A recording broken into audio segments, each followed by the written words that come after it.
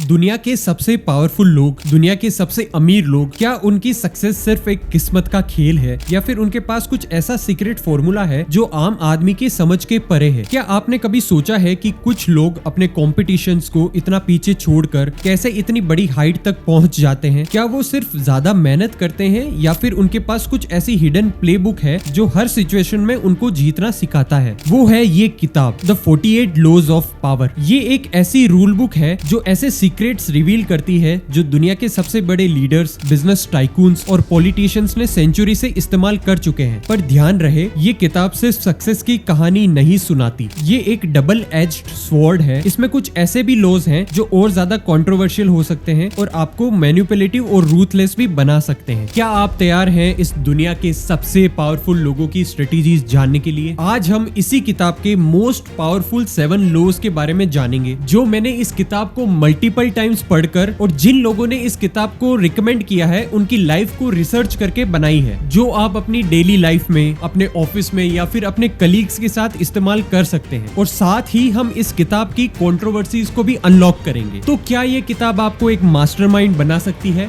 या फिर एक विलन? तैयार हो तो चलिए शुरू करते हैं।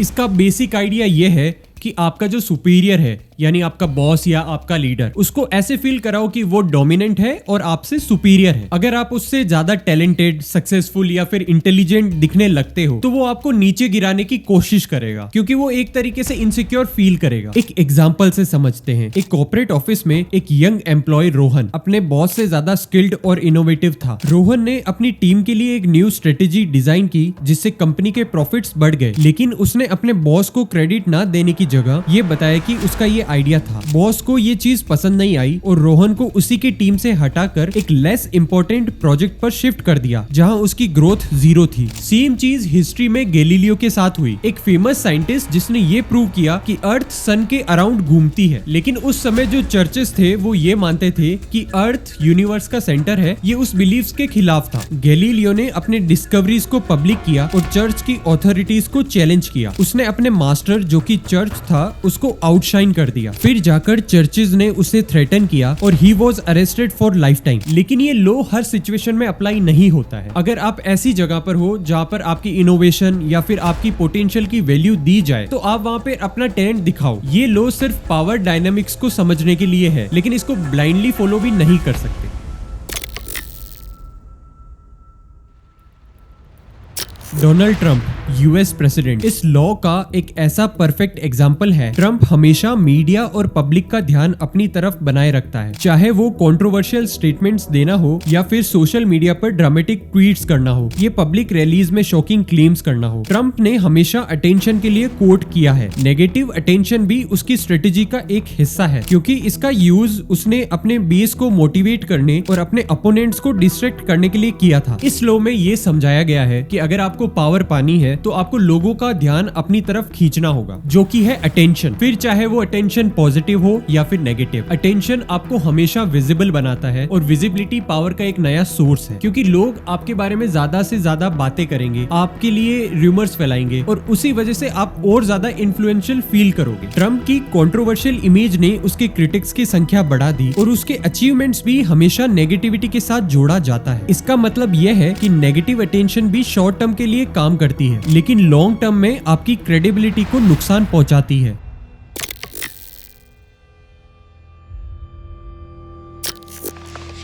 पावर पाने के लिए सक्सेसफुल होना या फिर टैलेंटेड होना काफी नहीं है। आपको लोगों के लिए इतना वैल्यूएबल बनना पड़ेगा कि वो आपके अलावा काम कर ही नहीं सकते। जब लोग आपकी स्किल्स पर और आपके पोटेंशियल पर निर्भर हो जाएंगे तब आपको रिप्लेस करना बड़ा हार्ड होगा। माकियावेली, एक फेमस पॉलिटिकल फिलोसोफर, ने अपनी बुक द प्रिंस में बताया है कि एक पावरफुल लीडर कैसे लोगों को अपने कंट्रोल में रखता है। वो कहता है कि एक लीडर अपने सब्जेक्ट्स के लिए इतना एसेंशियल बनना चाहिए कि लोग उसके बिना रह नहीं सकते। मैकियावेली ने सजेस्ट किया कि एक लीडर को अपने एलाइज और दुश्मनों दोनों को अपने रिसोर्सेज पर डिपेंड करवाना चाहिए, लेकिन ये डिपेंडेंसी एक डबल एज्ड स्वॉर्ड है। अगर इसका गलत इस्तेमाल किया जाए तो ये आपको भी नुकसान पहुंचा सकता है। अगर आप चाहते हो कि लोग आप पर निर्भर बने तो आपको भी उनकी प्रॉब्लम सॉल्व करनी पड़ेगी, पड़ेगी, आपको भी उनके अच्छे के लिए सोचना पड़ेगा। इससे आपकी पावर और आपका इन्फ्लुएंस लॉन्ग टर्म के लिए सस्टेन करेगा।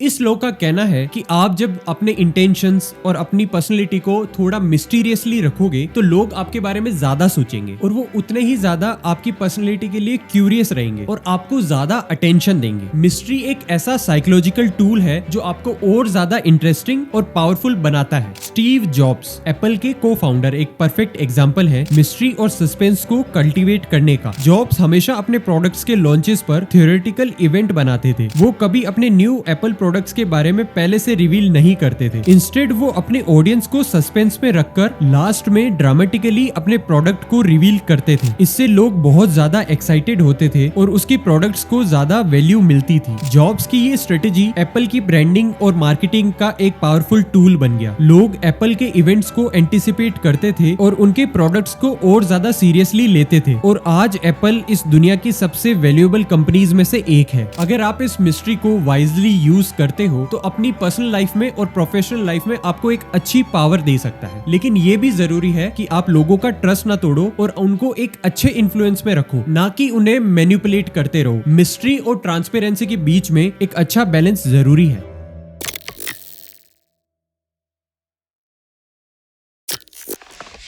एक छोटी सी गलती, एक एक्स्ट्रा शब्द और आपका पूरा प्लान बर्बाद हो सकता है। स्मार्ट लोग हमेशा कम बोलते हैं, लेकिन जब वो बोलते हैं तो पूरी दुनिया उनको सुनने के लिए मजबूर हो जाती है। एप्पल के को फाउंडर स्टीव जॉब्स हमेशा अपनी प्रेजेंटेशंस और की नोट्स को कम से कम शब्दों में रखते थे। जब 2007 में आईफोन लॉन्च हुआ तब सिर्फ उन्होंने इतना कहा, today Apple is going to reinvent the phone. बस सिर्फ एक लाइन, ना ज्यादा डिटेल्स, ना ज्यादा अननेसेसरी एक्सप्लेनेशंस, और ये लाइन इतनी पावरफुल बन गई कि दुनिया भर की हेडलाइंस में आज भी है। इसका मतलब ये है कि ज्यादा बोलना आपको वनरेबल बनाता है, क्योंकि आपके वर्ड्स हमेशा आपकी इंटेंशंस और अपनी वीकनेसेस को रिवील करते हैं। कम बोलना और थॉटफुल रहना आपको एक पावरफुल इंसान बनाता है, क्योंकि इससे लोग आपके बारे में और ज्यादा स्पेक्यूलेट करते हैं और आपकी वर्ड्स की वैल्यू ज्यादा करते हैं।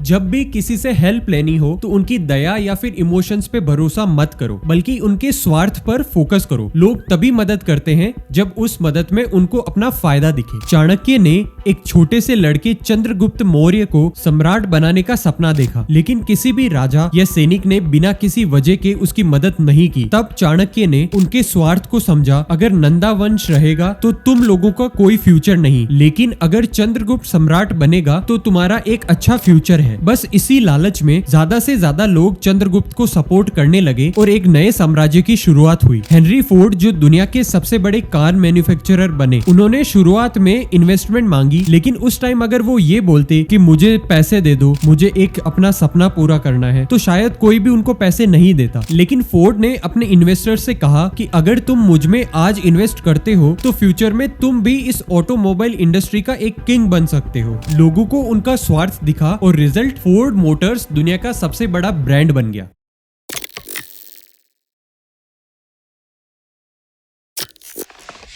इंसान की फितरत है, जो चीज उसके पास हर वक्त होती है उसकी इंपॉर्टेंस कम हो जाती है। हम अक्सर उन्हीं चीजों को मिस करते हैं जो हमसे दूर हो जाती है, और इज्जत भी उन लोगों की करते हैं जो हमारे एक्सेसिबल नहीं होते। रेयरिटी भी एक पावर है, और जो इंसान या चीज हमें हर वक्त मिलने लगती है उसकी वैल्यू हमेशा कम हो जाती है। जैसे सोचो, आज से अगर हर दिन एक स्पेशल फेस्टिवल होने लगे तो क्या वो स्पेशल रहेगा? नहीं, क्योंकि उसकी एक्सक्लूसिविटी हमेशा के लिए खत्म हो जाएगी। वैसे ही अगर कोई सेलिब्रिटी या फिर लीडर हमेशा मीडिया में दिखे तो फिर उसकी वैल्यू खत्म हो जाती है। धीरे धीरे लोग उसमें इंटरेस्ट खोना शुरू कर देते हैं। ये लॉ बहुत पावरफुल है, लेकिन जरूरी नहीं कि हमेशा काम करे। अगर तुम्हारी एब्सेंस मीनिंगफुल है तभी तुम्हारी जरूरत महसूस होगी, तभी लोग तुम्हें याद करेंगे। अगर तुम बिना रीजन के डिसअपियर हो गए तो लोग तुम्हें भूल भी सकते हैं। स्मार्टली इस चीज को समझना होगा और अपनी मौजूदगी का और अपनी एब्सेंस को एक बैलेंस में रखना होगा। ये दुनिया एक पावर गेम है, और अगर तुम्हें इस चीज को जीतना है तो इस पावर गेम को समझना होगा। आज जो हमने इन 7 लॉज के बारे में बात की है, अगर आप इसको अपनी लाइफ में इम्प्लीमेंट करते हो तो हो सकता है आप कुछ गेम सीख लो, पर याद रहे ये पावर सिर्फ एक टूल है। इसे इस्तेमाल कैसे करना है और कैसे नहीं, ये आपकी सोच पे डिपेंड करता है।